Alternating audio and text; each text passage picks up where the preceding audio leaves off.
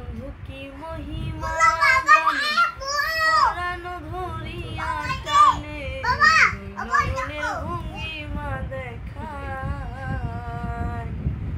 জানি বন্ধু দয়া মায়া না মোর জ্বালা রে জ্বালা কি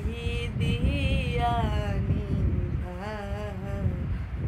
বন্ধুর প্রেম জ্বালায় অহঙ্গ জলের জ্বালা কি দিয়া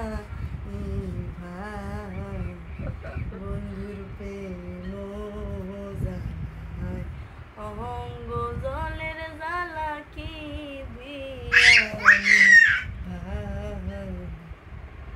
আমার জ্বালায় জ্বালায়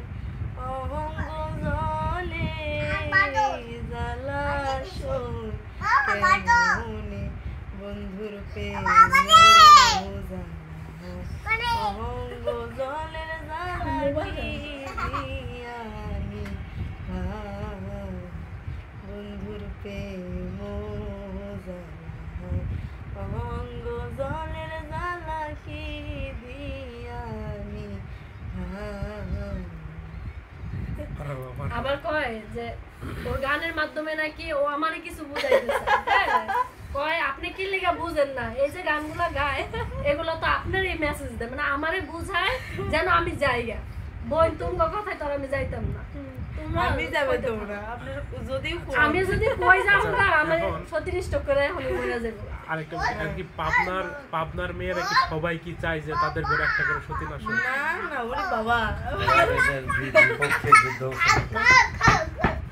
বর্তমানে আমাকে দেখলাম মিছিল শুরু হয়ে গেছে পাবনা ডিস্ট্রিক্টে মিছিল শুরু হয়ে গেছে বর্তমানে দাদাকে কি কামনা করছে একবারে মালিক শেষ করে বলা দিছে পাবনার মেয়েরা কেমন?